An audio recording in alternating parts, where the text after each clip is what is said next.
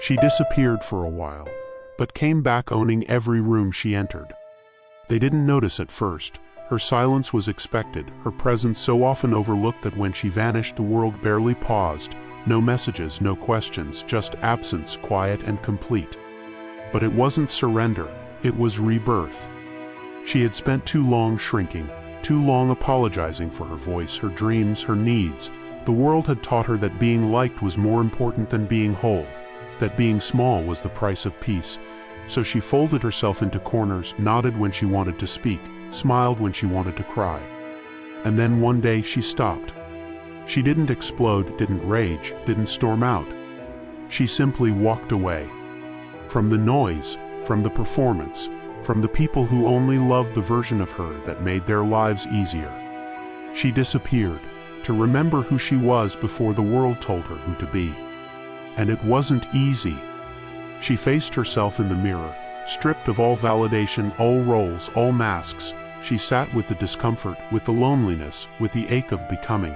She grieved the girl who had given so much to be chosen, by lovers, by friends, by a society that never saw her clearly. In the silence, she healed.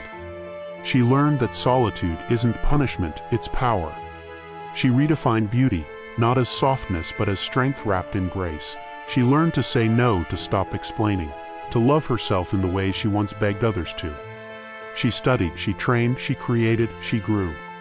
Not for applause, not for revenge, but for herself.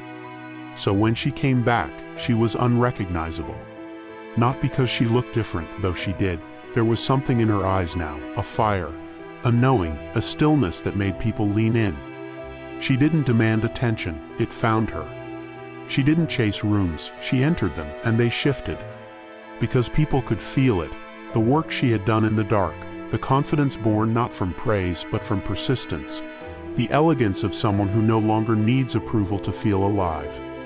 They whispered, "Is that really her? She's changed." And they were right. She had shed the skin of who they expected her to be, and stepped into the full, fierce truth of who she was always meant to become. Now when she speaks, she doesn't soften her tone to make others comfortable. When she walks, she doesn't hide her steps.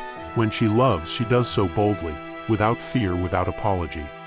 She knows her worth now, and it shows. In her posture, in her boundaries, in the way she no longer negotiates with chaos just to feel needed. She doesn't enter rooms hoping to be seen. She enters knowing she belongs. That's the thing about disappearing.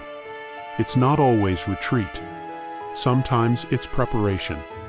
Sometimes the most powerful thing you can do is vanish, just long enough